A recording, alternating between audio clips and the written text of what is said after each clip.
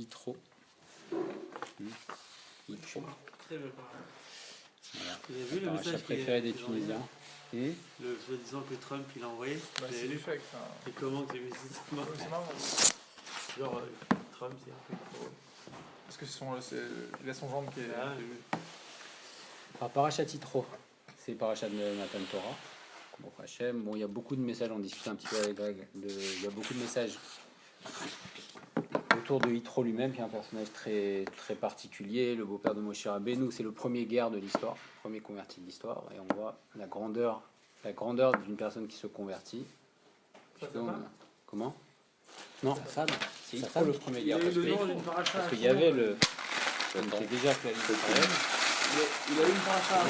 Et quel paracha? Quel paracha? On voit que le guerre a un statut très très élevé dans la Torah. Donc, tout le temps, le même statut, ne fait pas souffrir le guerre, ne le déconsidère pas, etc. Parce que c'est le fruit d'un parcours qui est très difficile. Et jusqu'à aujourd'hui, quelqu'un qui veut se convertir doit faire d'énormes efforts, etc. On est la seule religion qui n'est pas prosélyte. Toutes les autres religions, prosélyte, c'est très facile. Nous, au contraire, on a plutôt tendance au début à tester la motivation des personnes pour voir s'ils veulent vraiment. Donc on va mettre beaucoup d'embûches. Est-ce qu'un guerre il a plus de mérite qu'un balai de chouva? Non, dans l'échelle de départ. Pas forcément. Il a un grand. De toutes les manières, un très grand mérite. Ce qu'on va essayer de voir un petit peu ce soir, on va essayer de parler de la mitzvah de Kibud Avay, mais avant tout, comprendre pourquoi on est sorti d'Égypte. Quel est le but de la sortie d'Égypte? De faire de nous un peuple. Quel est le but de la sortie d'Égypte? Le Matan Torah. Je veux dire l'objectif ou pourquoi, pourquoi par ce moyen-là Le but c'est la création du peuple d'Israël. Ouais. D'accord. C'est tout? Est-ce qu'il y a un but Hacher Bachar? Chez Ovdei Hashem. On vient des Ovdei Hashem. Mais ça, ce n'est qu'une étape. Parce que là, Yetziat Mitzrayim, c'est une étape vers quelque chose d'autre. L'objectif, c'est le don de la Torah. Mais est-ce que le don de la Torah, c'est une fin en soi? Si c'était une fin en soi, le monde a été créé. C'est la raison pour laquelle Hachem il a créé le monde. C'est de donner la Torah. À l'entrée en Israël. Alors le monde aurait dû s'arrêter là. Si le but c'était ça. La Gdil Torah le dira. Non, mais de pratiquer Torah Mitzvot, mais par le biais de transmettre la Torah. Alors tout ça, ce ne sont que des étapes vers une finalité. Oui, mais la finalité, elle est jamais. C'est pas une finalité qui s'arrête.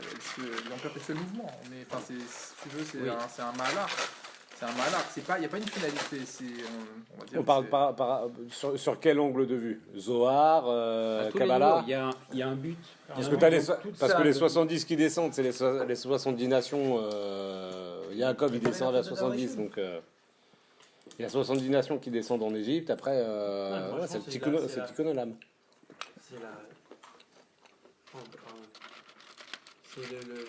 Dieu il est descendu d'une manière plus nistare en tout cas pour les Bnei Israël et ça leur a permis de dire ça et c'est bon, on a l'écusson quoi. On a tout. Non mais voilà, c'est oui, on le répète à chaque chaque prière. À chaque prière on le répète. On est sorti d'Égypte. Oui, mais bon, après on sait que la sortie d'Égypte c'est pour se rappeler que Hachem a créé le monde. Donc là, déjà, on est plus dans le Tarchit. Puisque là, il est à Yetziat Mitzrayim. Ce n'est pas la fin de quelque chose, c'est le début de quelque chose. Et Matan Torah aussi, c'est encore le début de quelque chose. Et même l'entrée en Israël aussi, c'est le début de quelque chose. Tout ça, c'est pas la fin. Donc Yetziat Mitzrayim, c'est la création du peuple d'Israël en tant que Am Hashem, qui va recevoir la Torah et qui va rentrer en Eretz Israël. Et jusqu'à aujourd'hui, on en est dans un processus et on va vers quelque chose. Et quel est le but de la Shlema, la Géoula? Non, la Géoula. Mais quel est le but même de la Géoula? D'étudier la Torah à 100%. D'étudier la Torah. La reconnaissance à Kadosh Baruch Hu comme étant dévoilement. Tout ça, finalement, ce n'est qu'un processus. Et il y a la fameuse question qui est posée. Vous savez, il y a le processus qu'il a fait, il s'est dévoilé Dieu au milieu d'Yetziat Mitzrayim. Mais si le processus était terminé, alors l'histoire aurait dû s'arrêter là. Or, l'histoire, on voit que l'histoire continue. Et des accidents d'histoire. Donc tout ça, ce ne sont que des étapes. Et c'est la fameuse discussion, j'ai rappelé le frère de Gary, entre Beth Shammai et Beth Hillel. pourquoi l'homme a été créé. Ah, Est-ce que l'homme aurait valu d'être. Est-ce que c'est mieux que l'homme ait été créé ou non? Et la réponse au bout d'un an et demi de discussion, c'était qu'il vaut mieux qu'il n'ait pas été créé.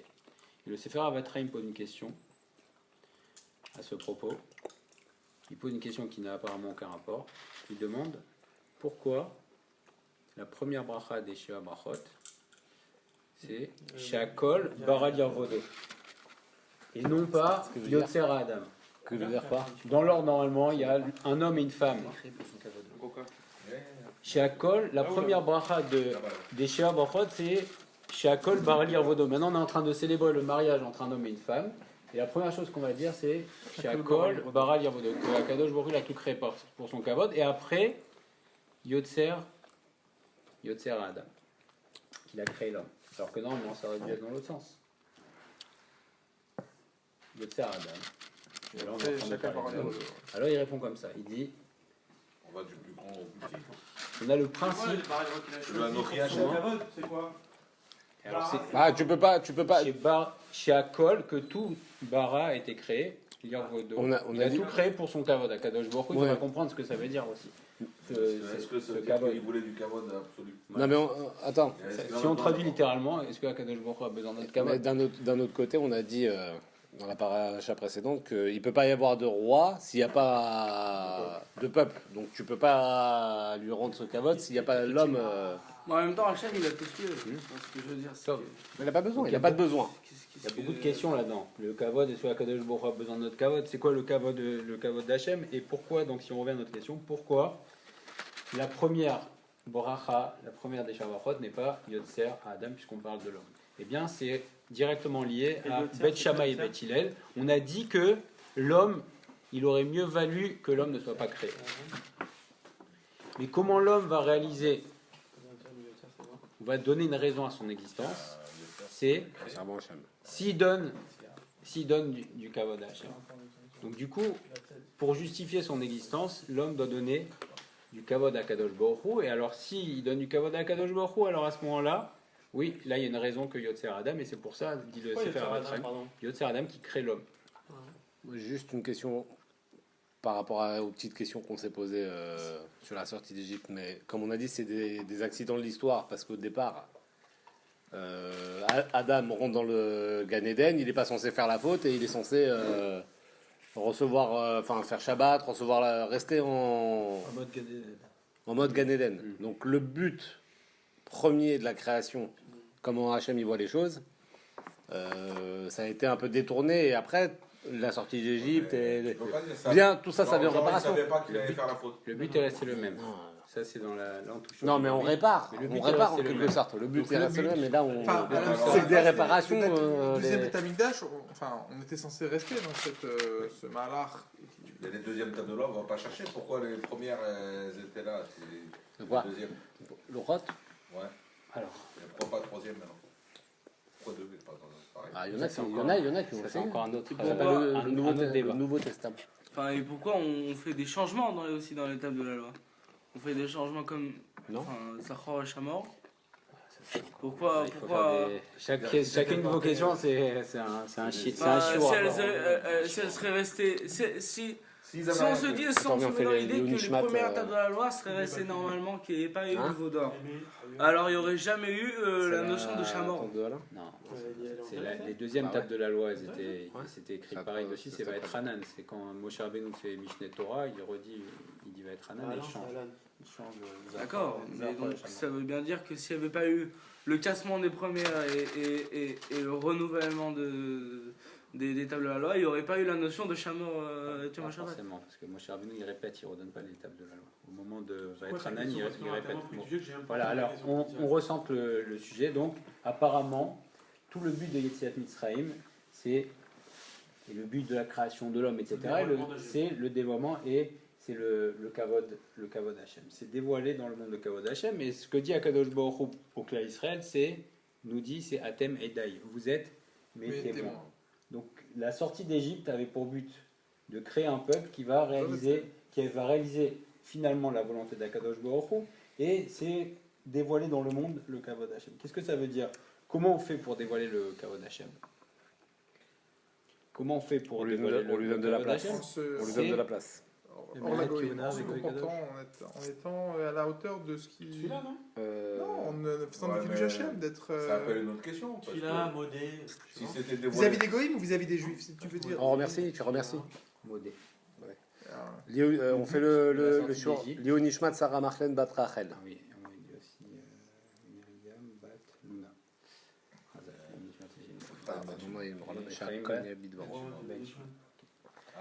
Non, Donc, c'est comment on pas- réalise ça, le c'est fait les de Mishmat. dévoiler dans le Des fois monde le chez les Kavod Mara, Hashem? Des fois chez les Mara. Comment on fait pour dévoiler le Kavod Hashem? C'est par la Karatatop. Par le fait qu'on reconnaisse que tu viens d'Akadosh Baruch Hu. Alors à ce moment-là, comment on va dire que faire descendre Akadosh Baruch Hu et faire accepter le Kavod Hashem dans le monde, c'est en témoignant que tout vient de lui, etc., en étant reconnaissant. Donc le but Je vois pas le lien que vous avez fait. Enfin, tu veux dire vis-à-vis des goïs, des Bnei Israël eux-mêmes? du monde aussi. Oui, mais comment en Il y remerciant aurait eu une Dieu? méthode plus simple quand même. Pourquoi Le ça fait vient- de remercier, qu'est-ce que ça veut dire? Tu reconnais. Merci, c'est des tfilotes. Mais non, tu reconnais. La Karatatov, c'est des tfilotes. Johan, En tu général. reconnais que Non. tout. Non, c'est pas une fierté. La reconnaissance. Alors, même envers ta femme, on a porté, il te dit merci, Attends. c'est gentil, c'est beau. c'est Ah, bien. mais comment vis-à-vis des goïms, comment tu remercies Dieu?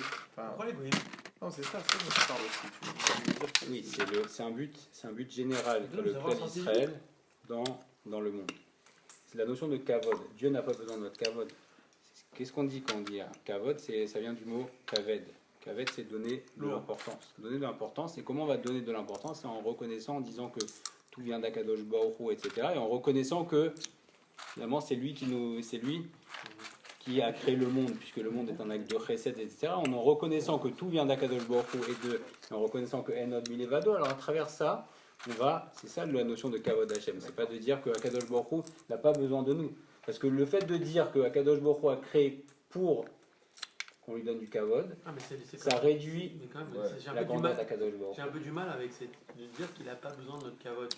Malgré tout, d'accord, mais je sais pas, quelque part il doit y avoir quelque chose, même si c'est un film, il doit y avoir quand même quelque chose. Hein. Le fait de dire que Akadosh Baruch Hu a un besoin, Non, pas un alors à ce moment-là, ça enlève Bah oui, le tu Ensof. lui manques quelque chose.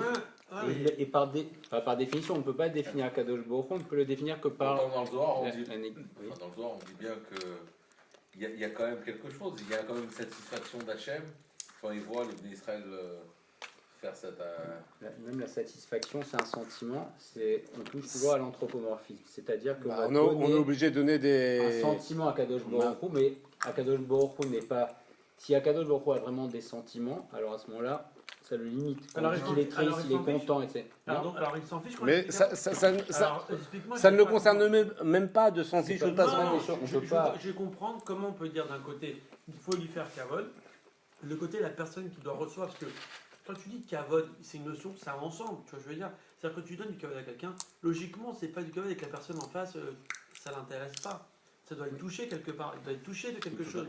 Non? Akadosh Baruch Hu ne peut pas être touché parce que si Alors- c'est un sentiment, c'est-à-dire que Akadosh Baruch Hu a un ratson dans le monde, d'accord? Il a créé le monde, c'est le but, c'est ce que explique le Ramchal. Pourquoi Akadosh Baruch Hu a créé le monde? C'est un acte de chesed pour donner à sa création, à toutes ses créatures, etc.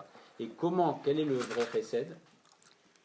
C'est un chesed qui vient par un mérite. Parce que sinon, le Messiah Tisharim m'explique que sinon ça s'appelle le pain de la honte. Quelqu'un qui va recevoir quelque chose, quelqu'un qui va recevoir sans avoir de mérite et sans le mériter, au début il va être content, mais à la longue il va être tellement gêné de recevoir en permanence que finalement ça va le gêner. Et Akadosh Baruch Hu donc a créé le monde. Pourquoi? Pas pour que lui reçoive du kavod, c'est pour que, à travers le fait qu'on reconnaisse qu'il est Méler, alors il va pouvoir, entre guillemets, déverser tout son recède sur le monde. Et c'est la question, c'est est-ce que quelqu'un qui est reconnaissant en général, est-ce que quelqu'un perd à être reconnaissant? C'est la question que pose le Siftei Chaim. Est-ce qu'on est, quand je suis reconnaissant envers quelqu'un, pourquoi en général on n'aime pas trop être redevable? Parce que redevable, c'est C'est un peu comme Si on fait des tonnes, un c'est aveu de faiblesse. Ça peut devenir gênant, vraiment. Mais l'homme a une tendance naturelle à l'ingratitude.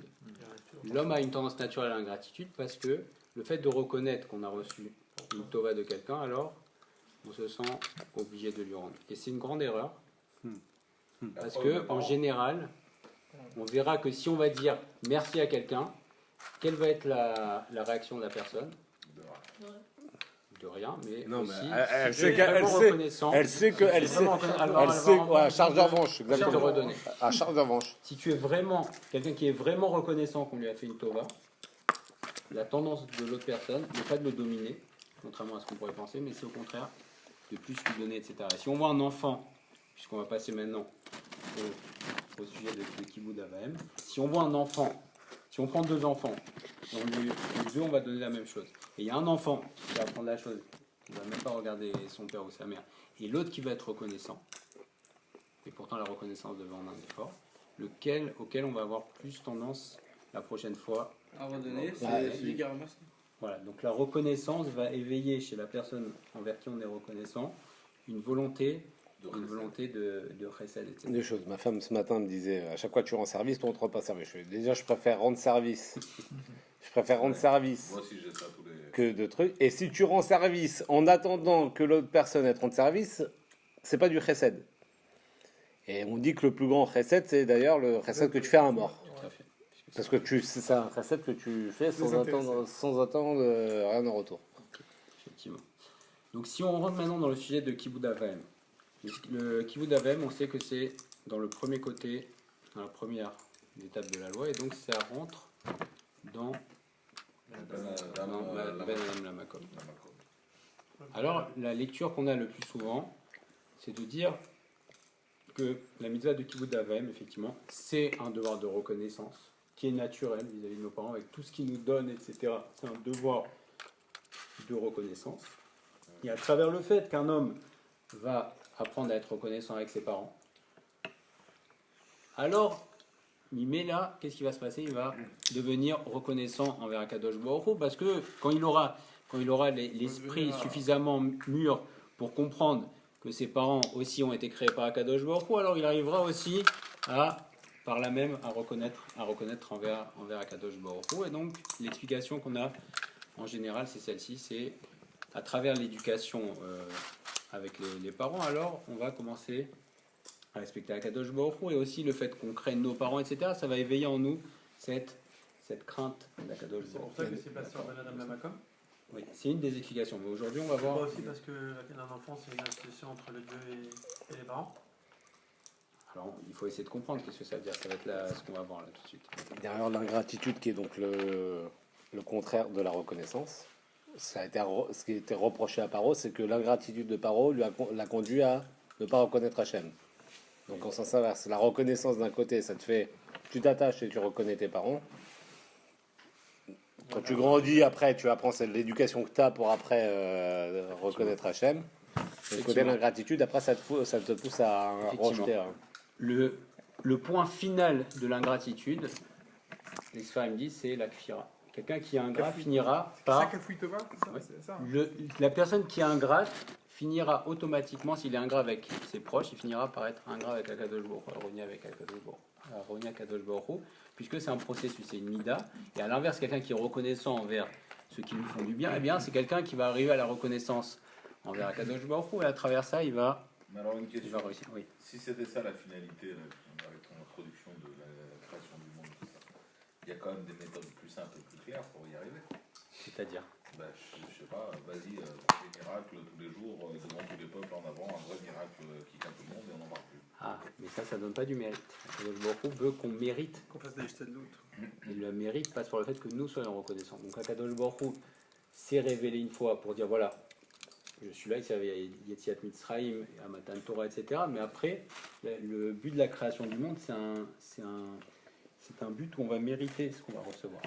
Et ça ne passe pas par les miracles, puisque les miracles n'ont pas vocation à nous donner du mérite, c'est simplement pour nous dire ok, Akadosh Baruch Hu est là, il s'est révélé une fois, et maintenant on est dans le processus de travail où nous, on doit être reconnaissant pour mériter. C'est pas pour nous donner du mérite, mais quand on voit que ça nous arrive, on se dit quand même, on est quand même content de dire qu'on l'a mérité. Quelque part. Non, on l'a pas mérité. Ça, c'était pas notre mérite, Yetziat Mitzrayim. Mais les gens qui l'ont vécu, ils ont été modés, ils ont dit bah, prochaine, peut-être qu'on a fait quelque chose qui a fait en sorte que. Oui, mais on voit que Yetziat Mitzrayim et tous les miracles ce n'est pas ça déjà qui leur a donné finalement toute la émouna qu'on aurait pu attendre, puisque juste après il y a eu le Egal Hazav. Donc les miracles n'ont pas vocation à donner la foi, etc. C'est simplement, les miracles, c'est pour le but des miracles de Yetziat Mitzrayim, c'était une démonstration au monde entier qu'il y a un maître dans le monde. Après, chacun en a fait ce qu'il a voulu. Les Bnei Israël ont fait le bien. Les Umot HaOlam sont retournés à leur... ils ont vu, ils ont dit ok, top. Ils sont allés voir Bilham. Ils ont dit qu'est-ce qui se passe? Pourquoi à Matan Torah ils ont vu que le monde entier a tremblé. Qu'est-ce qui se passe? Pourquoi Dieu va détruire le monde et tout? Il dit non. Hachem ose la moïten. Hachem est en train de donner la Torah à son peuple. Et les Goïm, au lieu de s'éveiller, qu'est-ce qu'ils ont fait? Ils sont retournés à leur occupations. etc. Donc chacun fait ce qu'il veut d'un miracle. Mais c'est pas ça qui va donner toute la grandeur. Mais pour revenir sur le respect des parents, et donc la mida qu'on doit suivre et que ça nous apprend, c'est d'autant plus compliqué à saisir que après, bon, c'est dans la création des choses qui a été fait comme ça, mais Adam et Chava n'avaient pas de parents. Oui. C'est Kachem, donc cette filiation qu'il y a et ce respect que tu dois avoir avec tes parents, c'est quelque chose qui n'est pas inné dans la nature humaine. C'est quelque chose qui se travaille. Mais eux, ils étaient en direct avec Akadosh Baruch. Ouais. Donc eux, ils étaient rattachés à la source. Ils avaient déjà cette reconnaissance. Alors, si vous voulez, on va prendre Maserat Kiddushin. On va avoir deux passages sur le Kibbutz Avram. Alors, la première, c'est Lamed Amoudbet, tout en bas. Tanour Abanan. Tanour Abanan, comme je disais Jonathan. Neymar, Kaved et Avicha et Imecha. C'est marqué Lamed Amoud. C'est marqué dans mes chpatim. Neymar, Kaved et Avicha et Imecha. Honore ton père et ta mère. Venemar, Kaved et Hashem et Onecha. Honore Hashem. Ishva Akatouv Kibud Avahem. Yirvod Amakom. Donc le Pasuk et Akadosh Baruch Hu a donné une équivalence entre le Kavod aux parents, le Kavod dû aux parents et le Kavod à Akadosh Baruch Hu. Deuxième, on descend un petit peu. Où c'est Là. Maintenant, on est juste trois lignes avant la fin. Tanour Abanan, Shlosha Shutafin Hen Badam. Trois associés dans la création de l'homme. Akadosh Baruch Hu, Ve'aviv, Ve'imo. Bisman She'adam Mechaved et Aviv et Imo, au moment où l'homme honore son père et sa mère, Amar Akadosh Baruch Hu dit Ma'ale ani alehem keilu darti benem yechibduni. Je considère comme si j'étais avec eux et que c'est moi-même qu'ils honoraient. Donc on voit l'importance donnée au Kibbutz Avram. Les deux sont liés, mais on va essayer de comprendre un petit peu plus profondément que ce simple devoir, entre guillemets, ce simple devoir de reconnaissance, en prenant tout de suite la deuxième page, c'est le Lamed Aleph. La première partie, c'est Darash Oula. Lamed Aleph Aleph. Darash Oula. Darash Oula. C'est quoi, toujours dans La Madeleine Kiddushin. Alisha Niknit. Les Shaniknet. Les Shosha Drachim. Tu connais? Il y en a un. Je l'ai fait à l'école. Tanour Abanan. Darash Oula. Oula a fait une racha.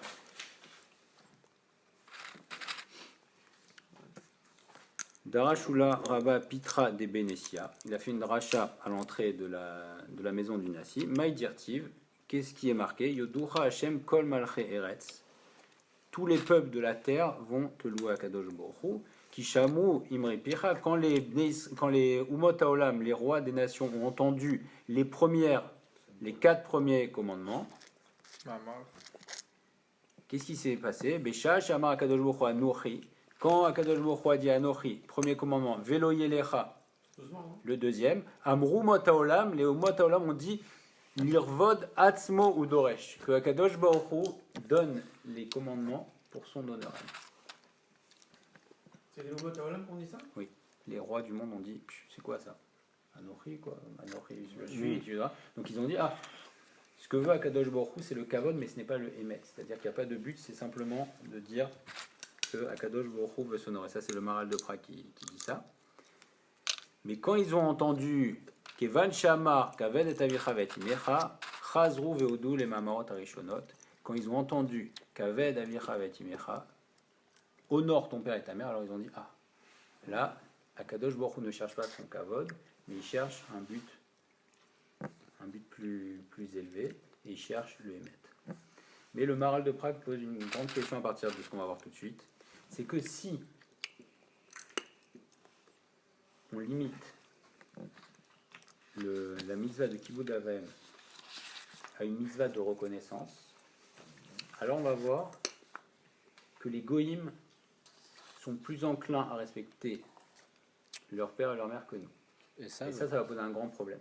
Alors, venez, on va regarder cette aga qui est très connue.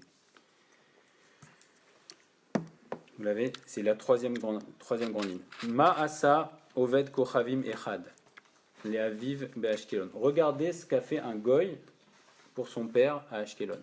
Donc c'est l'histoire de Dama ben Netina. Avec le diamant. Voilà. Ah oui. Dama ben Netina, Shemo.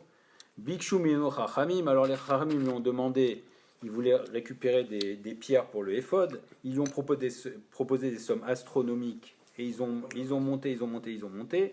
Et qu'est-ce qu'il a fait? Il a dit non. Pourquoi? La clé était posée sous la tête de son père. Et à ce moment-là, il a dit non, je ne veux pas réveiller mon père. Ouais, il se réveillera.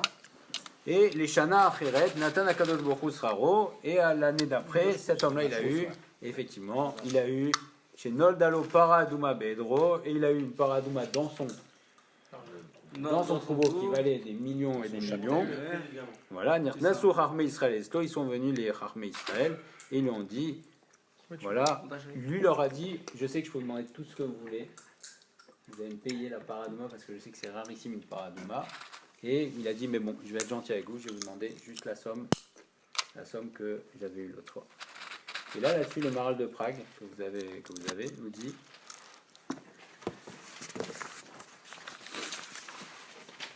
que dans la logique, c'est pour ça qu'on nous ramène dans cette Haggadah-là, on nous rappelle l'histoire d'un goy. Pourquoi on nous rappelle un juif qui a respecté ses parents? Pourquoi tu me dis un goy? Surtout qu'on connaît pas 12 000 histoires avec un goy qui a respecté les parents. Oui, c'est rare. Et là, le Maharal de Prague nous dit comme ça.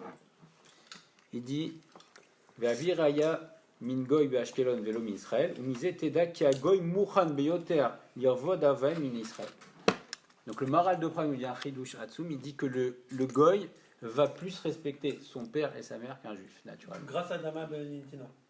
Du fait qu'on ait apporté une preuve de Kibbout Avaim d'un goy, ce qui prouve que normalement un goy respecte plus ses parents. Et on va expliquer, il y a une forme de logique à ça. Il va nous expliquer pourquoi le Maharal. Il y a une forme de logique à ça. On peut rapporter 50 de juifs. Il y a une forme de logique, c'est que pour le juif, il y a et les parents et Hachem, alors que pour un goy, il n'y a que les parents. Finalement. À faux, ce qu'on a dit juste avant. Si tu respectes tes parents, alors là tu respectes ta Kadosh Baruch Hu. C'est le juif. Alors en quelque sorte, t'as pas à t'en faire. C'est en gros, tu respectes tes parents, tu respectes ta Kadosh Baruch Hu, t'es bon. Alors le Maharal nous explique pourquoi il dit ça. Il jette un pavé dans la mare, il dit le goy est plus enclin à respecter ses parents que le juif. Pourquoi? Et on apprend ça de Esav. Parce que Esav, qui est le père des goyim, c'est lui qui était le plus fort dans le respect des parents, à tel point que Rabban Shimon ben Gamiel dit toute ma vie j'ai respecté mon père et je ne suis pas arrivé au centième du respect que Esav donnait à son père. Au centième, alors que c'est Rabban Shimon ben Gamiel qui était le nasi du Klal Israël, je suis pas arrivé au centième parce que Esav Aracha, quand il servait son père, il mettait des habits royaux. Et moi, quand je vais servir mes parents, je mets des habits qui sont pas très élégants, etc. Il dit que Esav Aracha a servi son père 100 fois mieux. Donc on voit que Esav Aracha était le spécialiste. Pourquoi? Première explication du Maharal, ça touche un petit peu à cette notion de parce qu'il y a une histoire qui prouve le contraire, juste avant. Juste avant l'histoire de plus haut là, où il dit Ashkeni Maïm, il veut chercher de l'eau, juste là qu'on avait lu là. Et c'est Rabbi Eliezer qui dit à son fils Ashkeni Maïm va me chercher de l'eau. Et en attendant, il s'était endormi, il est resté devant lui jusqu'à qu'il se réveille avec le verre d'eau à la main. Et c'est là qu'on dit qu'il a eu le roi Hakodesh de. Un chidouche, et le sroud d'avoir un chidouche. C'est pas Hillel qui mettait ses mains par terre pour que sa mère elle marche sur ça. Rabbi Tarfon. Alors pourquoi le goy va avoir plus tendance à respecter? Donc c'est une idée qui vient de la nature du goy. Parce que le père et la mère donnent, c'est ce qui est rapporté aussi dans Maseret Kiddushin, c'est marqué si Avedat Aviv ou Avedat Rabo, si ton père a perdu quelque chose et ton Rav a perdu quelque chose, à qui tu dois rendre la chose en premier? À ton Rav. Parce que ton Rav t'amène au Lamaba et ton père t'amène au Lamazé. Donc première différence entre le Goy et le Juif, c'est que, étant donné que le père te donne le Lamazé et que le Goy est limité au Lamazé, donc lui, il va appréhender cette mitzvah qui rentre dans ce qu'on appelle les mishpatim, une mitzvah logique. Après, il faut... Dans son échelle de valeur. Voilà. Donc lui, il apprend que dans la darga de Olamazé, et donc il va plus respecter son père et sa mère parce que lui, il est limité au Olamazé. Deuxième explication que nous donne le Maharal, c'est que c'est un mishpat. Un mishpat, il y a 3 types de mitzvot. La première, c'est les chokim, c'est des mitzvot qui sont inexpliqués, qu'on n'apprend pas. Les mishpatim, ce sont les mitzvot logiques. Et la troisième, c'est les signes. Shabbat, par exemple, c'est un signe d'alliance entre le Kadosh Baruch Hu. Simanim, c'est Hot. Chokim, mishpatim et Otot. On te dit Otot Hot, un signe. Brit Mila, par exemple, c'est un signe d'alliance entre le Kadosh Baruch Hu et nous. C'est ni un chok, ni un mishpat, c'est quelque chose qui montre qu'il y a une alliance. Le Shabbat, ou bien c'est aussi une édite. Le Shabbat aussi, c'est un témoignage que Kadosh Baruch Hu a créé le monde. Et mishpat, c'est une mitzvah logique. C'est-à-dire que si on ne nous avait pas donné la Torah, eh bien, on aurait naturellement respecté nos parents parce que c'est normal. C'est une loi universelle. C'est normal. C'est l'éthique de... Voilà. Et comme les goïms, eux, comment Exemple 9, tuer. Voilà, tout ça, ce sont des mishpatim. Ça fait partie des choses. Tu dis à quelqu'un, est-ce que tu vas respecter tes parents? Oui. Donc, on n'aurait pas eu besoin, entre guillemets. C'est-à-dire que si on était resté sans la Torah, on aurait c'est vrai, aujourd'hui, c'est vrai qu'on est arrivé à une telle dégénérescence des mœurs, etc., que le respect des parents, tu poses un ado fin fond de la France, si tu respectes... Bah oui. Mathieu. Mais dans la logique, tu comprendrais. Même un ado au fin fond de la France, même s'il ne le fait pas, c'est quelque chose qui est logique. Qui est logique. Et donc, comme les goïms n'ont que le sechel, donc un sechel naturel, ils n'ont pas le sechel elaki, ils n'ont pas l'intelligence supérieure, ils n'ont pas la neshama comme nous, alors à ce moment-là, eux, ils vont rester dans cette notion de mishpat et donc ils vont rester aussi dans une mitzvah logique. Et c'est pour ça qu'ils respecteront plus leurs parents que nous. Et troisième explication qui est un peu plus fine que donne le Maharal, c'est que en général, une toldot, c'est-à-dire que les enfants, les dérivés, vont avoir un chiyuv, vont avoir une obligation vis-à-vis de ceux qui les ont amenés au monde. Donc ça tourne un petit peu. Finalement, les goïms vont rester uniquement dans la première dimension de reconnaissance, de logique, etc. Et donc un goy, puisqu'il n'a que cette partie-là, va plus respecter naturellement les parents. Donc on est un petit peu embêté si on limite la mitzvah de Kibud Avaim à uniquement cette dimension de reconnaissance et de logique. Alors à ce moment-là, c'est une approche goyim une approche goy de la. Besoin et pourquoi on aurait donné une telle importance à cette mitzvah, ça nous gêne. Et là, le Siftei Chaim nous donne une autre dimension à la mitzvah. Alors peut-être qu'en introduction, on va dire que il y a 2 manières de voir la vie. Et c'est peut-être là que réside le secret. La clé. Voilà. Il y a 2 manières de voir la vie. La première manière, qui est la bonne bien évidemment, c'est qu'une personne peut se considérer comme un chelek me'aklal. Une personne peut se considérer comme une partie d'un ensemble. Et donc, la reine ou margish et atzmo ke'anaf me'ashoresh. Et donc, il va sentir qu'il est une branche rattachée à une racine. Et donc, Vetshlemut avodato, il ne sentira qu'il ne s'accomplit qu'à travers le fait qu'il va participer au travail d'un ensemble. Ça peut être au niveau du clan Israël, ça peut être aussi au niveau de sa famille. Et il va sentir il va sentir qu'il n'existe et qu'il remplit sa mission qu'à travers le fait qu'il va être reliés à un ensemble. Et il y a une autre manière de voir la vie, c'est quand une personne ne voit que Sur elle-même. lui-même. C'est-à-dire qu'il va appréhender tout ce qu'il va faire, et même ses bonnes actions, même ses mitzvot, et ça, il ne va les appréhender que selon sa anochiout, selon son égoïsme. Et donc, tout ce qu'il va faire, même les... Anochiout, l'égoïsme. C'est là, qui vient de la force de la anochiout. Ma aklal notani. Comment je vais pouvoir profiter du klal? Donc même s'il va participer au klal, mais dans sa tête, c'est quoi? C'est uniquement pour tirer profit. Oma ochal la picto et latmi, mais aklal. Quel but je vais tirer? Comment on peut faire ça? Ça ne contrôle pas.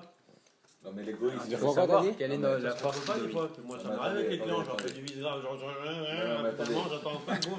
Ah ouais? L'égoïsme, C'est autre chose, c'est les lois des affaires. Tout le monde est égoïste. Même si tu fais une mitzvah pour faire plaisir à Hachem, parce que tu sais que c'est bien pour toi de faire plaisir à Hachem. Ce sont deux forces effectivement qui sont dans chaque homme. Il faut savoir quelle force va prédominer. Quelle force va prédominer. Et donc si une personne est plutôt chez lui domine plutôt cette notion d'être un chélek mais aklal, qui est la bonne manière d'appréhender, ou à l'inverse c'est une personne qui va toujours chercher à tirer la couverture vers lui et prendre tout ce qu'il peut prendre. Et donc quelle est la bonne manière d'apprendre la notion de Kibud Avaim? C'est Sheifa El Mekoro. C'est quelqu'un qui va être attiré vers sa source. Non pas comme quelqu'un qui va chercher à profiter. On va expliquer comment une personne pourrait profiter de Kibud Avaim. On va voir que c'est assez simple. Bah c'est facile. Exemple. Plus il fait qu'il vous d'Avaim, plus il sait que. Il aura un héritage. Non, pas du tout. Par exemple, je disais, pas l'héritage, non, même par rapport à Dieu. Même par rapport à Dieu, plus tu fais la mitzvah. Bon, parce que on dit les manières c'est vrai, on dit que plus on honore son père et sa mère, plus nos jours sont prolongés sur terre. C'est un peu ça aussi. Ça encore, on reste dans une dimension assez élevée. On va essayer d'expliquer aussi quel rapport entre Kibud Avaim et la longévité. Donc une personne qui va voir tout à travers ses propres besoins, etc., c'est un homme qui va pouvoir extérieurement honorer de manière extraordinaire ses parents. Par exemple, l'exemple qui est rapporté ici, pour montrer que c'est un bon fils, c'est un bon garçon. Il va montrer, il va quoi, mais finalement ça vient de quoi? Il honore ses parents, etc. Pourquoi? Pour montrer, c'est un sadique. Donc là, envers lui, envers les autres. Il montre devant tout le monde que c'est un bon garçon, etc. Et finalement, ça vient de la notion, voilà, il a envie d'honneur, et ça vient de la notion, du corps de Anochiout. Et il dit même, quelqu'un il peut être patriote. Tu peux faire ça dans toutes les mitzvot, Jérémy. Oui. Mais c'est ça, c'est que on peut avoir une personne qui va faire les mitzvot uniquement pour son profit, pour pouvoir plaire. C'est bien, mieux ça que rien, non? Oui, torcher le mitzvah. Torcher le lishma, balishma, c'est-à-dire que. Si c'est le but, ça va pas. C'est-à-dire que si c'est un derrière pour arriver à. Tu veux juste plaire, j'entends. Voilà. Si c'est un derrière pour arriver. Mais si au fond de lui il ne travaille pas ça, et si l'homme ne prend pas conscience de ça, alors à ce moment-là, il est toujours en train de tirer à lui et il n'aura pas la vraie dimension de la mitzvah. Par contre, si quelqu'un se considère uniquement comme une partie d'un klal, alors ça peut être à l'échelle du klal Israël, mais si on reste à l'échelle familiale, chaque famille est elle-même une branche de quoi? Et elle-même une branche de l'arbre du klal Israël. C'est-à-dire que chaque famille a une mission à l'intérieur du klal Israël. Et si l'homme comprend que lui aussi est un maillon de sa famille pour remplir la Avodat Hashem de sa famille, alors à ce moment-là, il va plus faire les choses parce que simplement par une reconnaissance vis-à-vis de ses parents et donc comme un mishpat, ou pire, il va pas faire les choses par intérêt pour faire, mais non, il va considérer que là, il est en train de remplir quelque chose qui le dépasse, qui est quelque chose de beaucoup plus large, et il va comprendre qu'il s'intègre finalement dans un projet familial. Et ce projet familial, il explique à partir de là que les lois... C'est pour dire national. Alors après, effectivement, ça peut être encore beaucoup plus grand, ça peut être national aussi. Oui, mais il explique de là, il dit pourquoi il y a les lois d'héritage dans la Torah. Ah oui. Pourquoi les lois d'héritage? Pourquoi il y a les lois d'héritage? En quoi un homme a le droit d'hériter des biens de sa famille? Pourquoi? En quoi c'est un droit? Eh bien, il explique que les biens d'une famille, qui se passent de père en fils, etc., ce sont des kélim, ce sont des ustensiles. Puisque si la famille a un tafkit, chaque famille du clan Israël a un but, a une partie du but, doit réaliser le but, une partie du but du clan Israël. Et pour réaliser un but, si on dit par exemple à un salarié, on lui dit fais ça, fais ça, fais ça, alors il faut qu'on lui donne les avdil, il faut qu'on lui donne un ordinateur, il faut qu'on lui donne les moyens d'arriver à son but. Eh bien, c'est pour ça que les biens passent de père en fils, etc.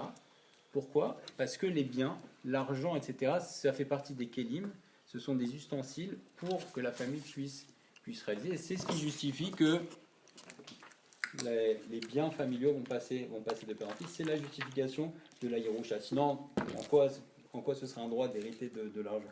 Donc ça, c'est la notion. Si une personne reste dans cette dimension et s'intègre dans le projet familial, alors à ce moment-là, il sort de lui-même, il va donner une dimension beaucoup plus grande à ses actes. Et on va comprendre maintenant pourquoi la mitzvah de Kibbud Avaim, c'est une des seules mitzvot dans laquelle on nous dit le salaire. Et ça va complètement en contradiction avec un principe qui est énoncé dans Maseret Kiddushin Dafka, qu'il n'y a pas de salaire des mitzvot dans ce monde. Donc dans la même Maseret où on te parle de Kibbud Avaim, etc., on te dit il n'y a pas de salaire des mitzvot dans ce monde. Donc comment on peut dire, pourtant c'est marqué explicitement, honore ton père éternel, les mains. Ça c'est à la fin du premier pérec qui parle de ça, non? C'est à la fin du premier pérec qui parle de... Les magnes à El-Khunyam. Pour que tes jours se rallongent. Mais pour que tes jours se rallongent, si on le prend comme un salaire, ce n'est pas possible puisqu'il n'y a pas de salaire d'une mitzvah.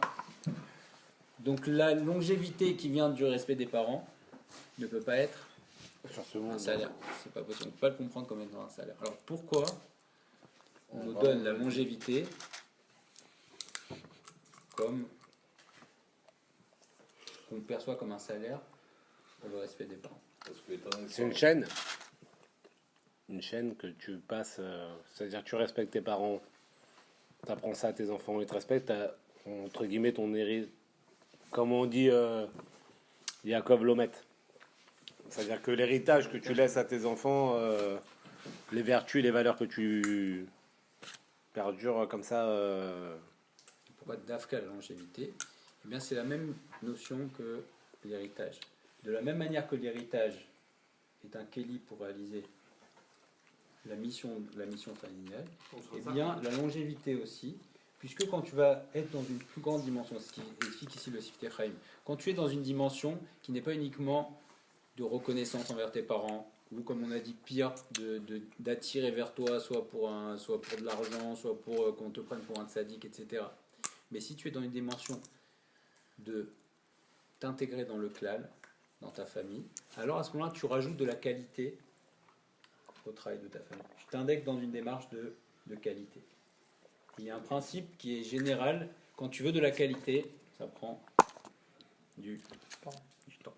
Faire un travail de qualité, ça prend du temps. Et donc il nous explique que les magnes pour que tes jours se prolongent, ce n'est pas une récompense. C'est un moyen, c'est pour qu'ils puissent faire ce travail de qualité à terme, de perpétuer les... Ah, c'est beau. Exactement. Comme un homme va s'intégrer maintenant, il dit maintenant je suis une part du projet de ma famille. Et je veux faire de la qualité, je ne veux pas faire juste de la quantité, je ne veux pas qu'on prenne, je ne veux pas gagner, je veux m'intégrer dans quelque chose qui me dépasse et je veux faire de la qualité. Et ce qui prend... Si tu es dans une démarche de qualité, eh bien ça prend du temps. Et donc Akadosh Baruch Hu va te donner les moyens de réaliser ce que tu veux profondément. Tu veux faire de la qualité, alors on va te donner du temps pour le réaliser parce que la qualité prend du temps. Et de la même manière, il est marqué ailleurs que celui qui est marir dans le Amen, celui qui est marir, qui répond Amen, un bon Amen, qui rallonge le Amen, marir hinlo yamavushnotav. Celui qui prolonge le Amen, on lui rallonge ses jours. C'est comme si on dit. Korimlo Gezardino Meshivim Shana. Il y a un truc comme ça aussi. Et ça, c'est celui qui répond le Kaddish de toutes ses forces. Oui, Amen. Voilà. Et là, le Amen, celui qui prolonge le Amen, on lui prolonge sa vie. Toujours, quand on prend ces choses-là au premier degré, on dit mais c'est trop facile. Ah, tu vas avoir la longue vie, tu prolonges l'Amen. Il faut voir ce qu'il y a sous cette notion. Amen, c'est la notion de Emouna. Donc quelqu'un qui est dans une démarche profonde aussi de Emouna, et qui veut travailler sa émouna, qui veut se rapprocher d'Akadosh Baruch Hu, vraiment profondément Ma'arir, il est en train de prolonger son Amen, eh bien c'est aussi quelqu'un qui veut faire de la qualité. Et quand on veut faire de la qualité, pareil, alors Akadosh Baruch Hu, il donne à Eichut Yamim. Donc le secret de la Eichut Yamim de Kibud Av Va'em n'est pas simplement... Donc on peut dire qu'aucun juif depuis 150 ans n'a respecté suffisamment ses parents, on a dit suffisamment, mais ils ne sont pas tous morts à 120 ans, d'autres sadikim. L'espérance de vie, elle a quand même augmenté. Peut-être que la personne avait une vie plus courte et qu'elle a été Non, moi- prolongée. Et ça soulève aussi la question des personnes qui vont... Il y a une histoire qui semble contredire ce qu'on a dit, n'est-ce pas? Hein, voilà. L'enfant qui a été envoyé par son père, il lui a dit va me récupérer, va faire la mitzvah de Shiloh Haken. Ah oui, il monte. Il monte, Oui, il monte, il est pas redescendu, il est mort. Non, il est mort pendant la mise. il monte. Non seulement il respecte son père, donc il aurait dû avoir Khotami, mais aussi Shiloh Haken aussi, c'est quelque chose qui prend la vie. On dit, alors, je comprends pas. Et c'est une des raisons pour lesquelles on dit que Elisha ben Avouya, On l'a appelé à faire, il a pété un boulon. il a dit c'est ça, mais pourtant il est marqué dans la Torah pour qu'il prolonge la vie. Et on dit, C'est Kibud Av Va'em et Shiloh Haken. voilà, donc c'est 2 mitzvot où on a l'impression que le salaire est explicité dans la Torah. Et on lui dit à Elisha ben Avouya, si tu avais entendu la dracha de ton petit-fils Eliezer ben Yaakov, donc c'est son petit-fils qui fait sa dracha qui répond, alors tu ne serais pas parti dans le décor Elisha ben Avouya, puisque c'est on prolonge la vie dans le Olam chez Kulo Aror, dans le monde qui est, ça peut être soit ici dans ce monde-là, pour lui donner la possibilité de faire de la C'est qualité. écrit à la Adama. Ça peut- comment C'est écrit dans le texte, c'est écrit il est maniakon et à la Adama. Il est Arichot Yamim, ouais. C'est l'une des preuves qu'ils ont. C'est dans ce monde-là, c'est dans le Lamazé, c'est pas dans le. Alors, il dit le. Prendre remarque, Hmm il a raison, c'est marqué Adama, c'est-à-dire que tu es dans la terre, c'est ici. C'est sur la terre, c'est la notion du clan Israël aussi sur la terre. C'est pas la notion de Adama, c'est pas dans ce monde. Ah, c'est c'est dans sur ce- terre. Tu veux dire dans une globalité, dans quelque chose de beaucoup plus. Et on répond là-bas, on dit que c'est dans le monde qui est Kulo Aro, dans le monde qui est long, qui est éternel. Et donc, il peut y avoir deux manières. Soit une personne va avoir une longue vie ici pour réaliser ce qu'il veut en qualité. Ils expliquent ici que cette personne-là, ce jeune homme qui est mort, en fait, il avait sur lui une zéra. Sur lui, il avait fait apparemment une faute qui fait que il avait un décret de mort minashamayim. Et donc, il ne pouvait pas, il n'avait plus le kéli pour recevoir une aïrout yamim ici, puisqu'il y avait une zéra qui devait partir. Mais on lui a donné, à ce moment-là, De quoi quand avant, il cette avait fait une mitzvah, faute. Oui. Alors pourquoi il est pas mort avant? Bah justement, là, C'est un moment. Après, il Parce que est la vie, c'est une venu bonne et question. après, C'est-à-dire que le moment il a été choisi, mais pour que ça nous interroge aussi, parce que quelque part c'est très paradoxal qu'une mort ou quelque part Hachem il aurait peut-être pu attendre un moment où on pourrait moins se poser de questions. C'était peut-être fait pour, alors peut-être. Et ça, on ne connaît pas les Il calculs humains, je veux dire. a eu aussi l'occasion d'avoir un stroke, puisque ce jeune homme-là a eu la possibilité d'avoir Arichut Yamim, mais pas dans ce monde-ci, puisqu'il était décidé qu'il devait partir, mais on lui a donné une qualité supérieure dans le comment On en parle des symboles. Voilà. Ne cherchons Je pas pense que dans le- c'est dans le peut-être lama. justement pour qu'on se questionne à mon Oui, avis. mais ne cherchons pas un calcul logique, sinon tu ne pourrais jamais Oui. expliquer comment un bébé Oui. est, comment c'est impossible, on ne connaît pas le calcul. j'avais mis cet enfant qui est décédé en revenant de chez Loa Haken. C'était un rave, n'est-ce pas? C'était déjà. Il avait déjà. C'est Elisha ben Avouya Il qui a a vu. vu ça. Il a vu, Il a vu ça, c'est le rêve de Rabbi Meir qui a vu ce jeune homme mourir et qui s'est posé des questions et qui a dit si c'est comme ça, alors ça veut dire que ce que dit la Torah n'est pas vrai. Donc- Il est Donc on est d'accord qu'il effectuait la Talmud Torah, qui étudiait la Torah. le jeune homme qui est mort. Jeune homme, ouais. Oui, mais celui qui est parti dans une mauvaise direction, c'est celui qui a vu le jeune homme mourir. C'est pas quoi le ta jeune homme question? lui-même. Parce que après on dit dans une autre Mishnah, dans PA, qui dit Elu Dvarim She'enei Shiur et Talmud Torah Keneged Kulam. On les cite dans les 5, on cite Kibud Av Va'em et Talmud Torah Keneged Kulam. Ça veut bien dire que le Talmud Torah prend le dessus sur même sur Kibud Av Va'em. Oui, mais c'est Ochel Mipiroteam Baolam Hazeh et Akeren Karayamino Leolam Haba. Donc là, on parle du srout. C'est-à-dire qu'on peut manger des fruits de cette mitzvah dans ce monde-ci et le capital est gardé. Donc on n'est plus dans la même notion on n'est pas dans la même notion de Hayachut Yami.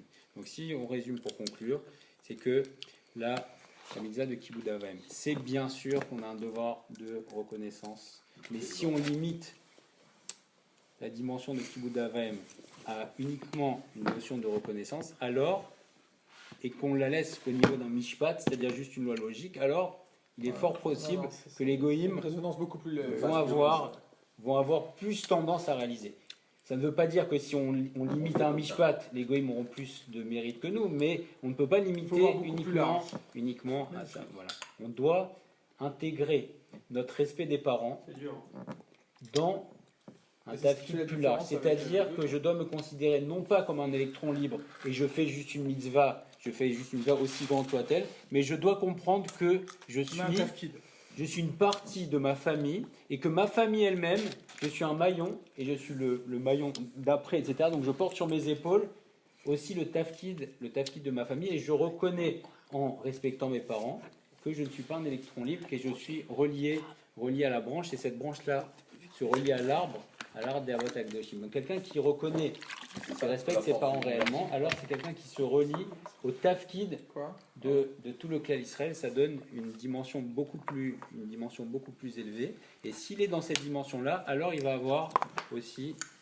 non pas comme récompense, mais comme Kéli, comme ustensile de ce qu'il veut réaliser, une longue vie, pas par récompense, mais pour pouvoir faire quoi? C'est améliorer la qualité du service de sa famille et aussi à travers ça la qualité de tout le clan Israël. Donc on voit que cette mitzvah de Kibud Av Va'em a une portée beaucoup plus grande que celle d'un simple mishpat et c'est pour cela qu'elle est aussi du premier, parce que à travers ça, qu'est-ce que tu fais? Alors à ce moment-là, pas à travers la mitzvah de Kibud Av Va'em, eh bien tu sers Kadosh Baruch Hu et tu es donc effectivement dans la première partie. On n'est pas dans le Ben Adam Lachavero, on est aussi dans le Ben Adam Lahakom, puisque à travers ça, tu révèles le but.